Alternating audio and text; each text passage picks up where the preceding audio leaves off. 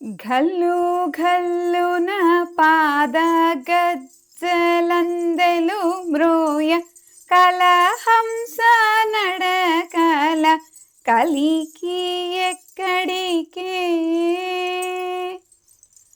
జడలోన గంగను ధరయించుకొన్నట్టి జగములేటి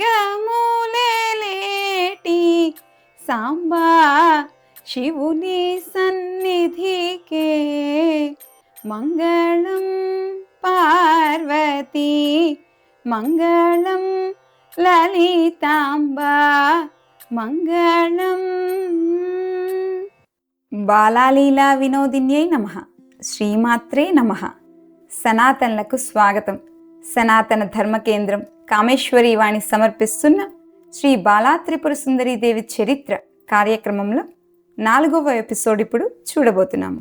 దేవతలు దీక్షతో 1000 సంవత్సరముల యజ్ఞం పూర్తి చేసిన తరువాత ఆ యజ్ఞకుండం నుండి ఆవిర్భవించిన బాలా త్రిపుర సుందరీ దేవి దేవతలను రాక్షసులకు అందని చైతన్య స్థితికి చేర్చిందని ఇంతకు ముందు ఎపిసోడ్స్ ద్వారా తెలుసుకున్నాము. తరువాత ఏం జరిగిందో ఇప్పుడు చూద్దాము.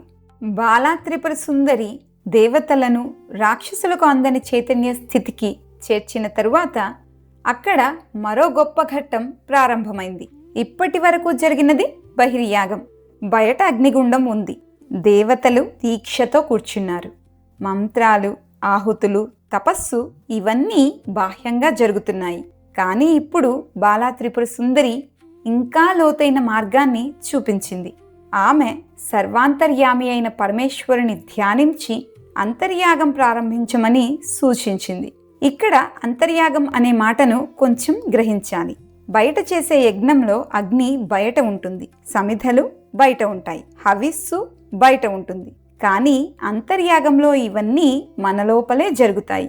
మన బుద్ధియే సృక్కు, మనస్సే ఆహుతికి ఆధారం అయిన ఆజ్యం అనగా నెయ్యి, జ్ఞానమే అగ్ని.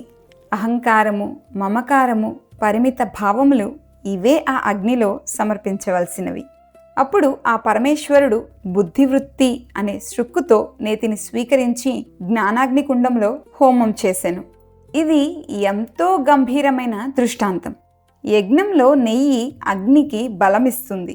అలాగే అంతర్యాగంలో శుద్ధమైన బుద్ధి, శుద్ధమైన భావం జ్ఞానాగ్నిని మరింత ప్రకాశింపజేస్తాయి.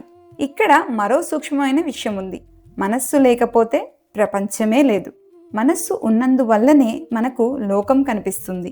సుఖం, దుఃఖం, భయం, కోపం, ఆశ, నిరాశ ఇవన్నీ మనస్సులోనే అనుభవింపబడతాయి. అందుకే అంతర్యాగం అంటే మనస్సును జ్ఞానాగ్నిలో శుద్ధి చేయడం. ఆ జ్ఞానాగ్ని ఉద్ధృతమైంది. ఆ అగ్నిలో పరమేశ్వరుని సంకల్పం, బుద్ధి యొక్క పవిత్రత, జ్ఞాన తేజస్సు ఇవన్నీ కలిశాయి. అప్పుడు సమస్తమునకు మూల కారణమైన అరూప శక్తి రూపాన్ని ధరించింది. ఇదివరకు ఆమె అరూపిణి, ఎలాంటి పరిమిత రూపంలోనూ బంధింపబడని పరాశక్తి. కానీ లోకోద్ధరణ కోసం, దేవకార్యం కోసం, భక్తులను అనుగ్రహించటం కోసం ఆమె సగుణమైంది, సాలంకృతమైంది. విశేష స్ఫురణతో జ్ఞానాగ్నికుండం నుండి అవతరించింది. ఆమెయే లలితా త్రిపుర సుందరి. లలిత అంటే సులభ సుందరమైన లీల. ఆమెకు సృష్టి భారంగా లేదు, లోకరక్షణ కష్టంగా లేదు. ఆమె సంకల్పమే కార్యమవుతుంది. ఆమె కటాక్షమే అనుగ్రహమవుతుంది. త్రిపుర సుందరి అంటే 3 పురములలోనూ అనగా స్థూల, సూక్ష్మ, కారణ స్థితులలోనూ సౌందర్య స్వరూపిణి. అందం అంటే కేవలం రూప సౌందర్యం కాదు. సత్యం, శాంతి, జ్ఞానం, శక్తి ఇవన్నీ సమన్వయంగా వ్యక్తమైతే అదే దైవ సౌందర్యం. ఆ లలితా త్రిపుర సుందరి దేవతలను చూసింది. వారు ముందే బాలా త్రిపుర సుందరి అనుగ్రహంతో రక్షింపబడ్డారు. కానీ ఇప్పుడు ఇంకా ఒక దశ అవసరం. రక్షణ సరిపోదు. దేవకార్యానికి సిద్ధత కావాలి, శక్తి కావాలి, జ్ఞానబలం కావాలి, క్రియాశక్తి కావాలి. అందుకే లలితామ్మ వారు వారందరినీ మరలా జ్ఞానాగ్ని కుండంలో ప్రవేశింపజేసింది. ఇది కూడా శిక్ష కాదు, ఇది మరొక శుద్ధి, మరొక ఉద్ధరణ. అప్పుడు దేవతలు ఆధ్యాత్మ చిత్తులయ్యారు, చిద్భాన భావితులయ్యారు. జ్ఞానబల క్రియాన్వితులయ్యారు. అంటే దేవతల చిత్తం ఇప్పుడు కేవలం భయంతో, పరాధీనతతో కదిలే చిత్తం కాదు, ఆత్మతత్వాన్ని ఆధారంగా చేసుకున్న చిత్తం, చైతన్య ప్రకాశంతో నిండిన చిత్తం, జ్ఞానం ద్వారా బలాన్ని పొందిన చిత్తం, ఆ బలం ద్వారా కార్యానికి సిద్ధమైన చిత్తం. ఇక భండాసురుడు వారిని ఏం చేయగలడు? బయట శక్తి తగ్గిన వారిని భండాసురుడు జయించగలడు, భయపడిన వారిని బెదిరించగలడు, మోహంలో ఉన్నవారిని ఆకర్షించగలడు. కానీ జ్ఞానాగ్నిలో శుద్ధులై చైతన్య బలంతో నిలబడిన వారిని రాక్షస బలం ఏమీ చేయలేదు. అప్పుడు దేవతలందరూ ఆ దేవదేవిని ఇలా ప్రార్థించారు: తల్లి, నీవు మమ్మల్ని అందరినీ ఉద్ధరించావు, మా శక్తిని మళ్ళీ ప్రసాదించావు, మమ్మల్ని భండాసురుని ప్రభావం నుండి బయటకు తీసుకువచ్చావు. కానీ లోక వ్యవహారంలో ఒక మర్యాద ఉంది. వేదములు, శాస్త్రములు, పెద్దలు చెప్పిన మార్గం ఉంది. లోకంలో ఆడపెత్తనం పనికిరాదని వారు చెప్తారు.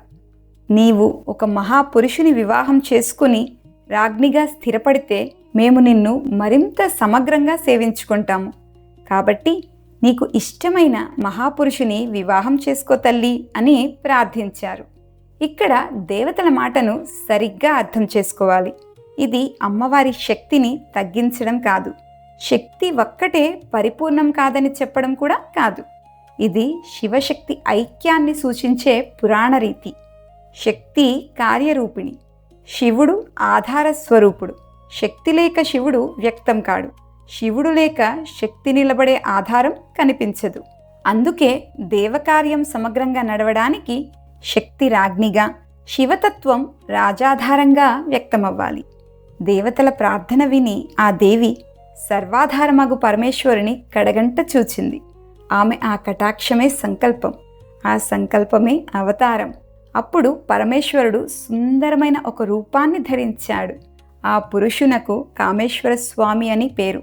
కామేశ్వరుడు అంటే ఇంద్రియ కామాలకు బానిసైనవాడు కాదు, సర్వకామాలకు అధిపతి, సంకల్పశక్తికి స్వామి, సృష్టి యొక్క అంతరంగ ఆకాంక్షను దైవ మార్గంలో నడిపించే పరమతత్వం. దేవతలందరి ప్రేరణతో దేవి ఆ కామేశ్వర స్వామిని వివాహం చేసుకుంది. ఆమె కామేశ్వరి అయ్యింది, ఆమె శ్రీ మహారాజ్ఞి అయ్యింది. ఇక్కడి నుండి ఆమె కేవలం అవతరించిన దేవత కాదు, సమస్త శక్తిసేనల అధిష్టాత్రి, దేవకార్యానికి రాజ్ఞి, లోకరక్షణకు పరమాధికారిణి. ఆమె ఆజ్ఞతో త్వష్ట అనగా దేవతల శిల్పి ఒక దివ్య నిర్మాణం చేశాడు. అదే శ్రీచక్రము, అదే శ్రీ సదనము, శక్తికూటము యొక్క మధ్యస్థానము. అందులో నవరత్న ఖచ్చితమైన సింహాసనం. ఆ సింహాసనంపై శుద్ధ స్ఫటిక సంకాసమైన కామేశ్వర స్వామి కూర్చున్నాడు. ఆయన ఎడమ తొడపై కామేశ్వరీదేవి కూర్చుంది. ఇది కేవలం రూప వివరణ కాదు, శివశక్తుల అవినాభావాన్ని చూపించే మహాప్రతీక. శుద్ధ స్ఫటికంలా నిశ్చలమైన శివతత్వం, దానిపై సృష్టి స్థితి లయలను నడిపించే శక్తి. ఆ శక్తియే సింహాసనేశ్వరి. అందుకే ఆమెకు శ్రీమత్ సింహాసనేశ్వరి అనే పేరు వచ్చింది. ఆమె చుట్టూ శక్తిసేనలు సిద్ధంగా ఉన్నాయి. దేవతలు ఉత్సాహంతో నిలబడ్డారు. ఇప్పుడు దేవకార్యమైన భండాసుర వధకు సమయం వచ్చింది. ఆ భండాసుర వధ ఎలా జరిగిందో మనం రాబోయే ఎపిసోడ్స్ ద్వారా తెలుసుకుందాము. బాలాలీలా వినోదిన్యై నమః. శ్రీమాత్రే నమః.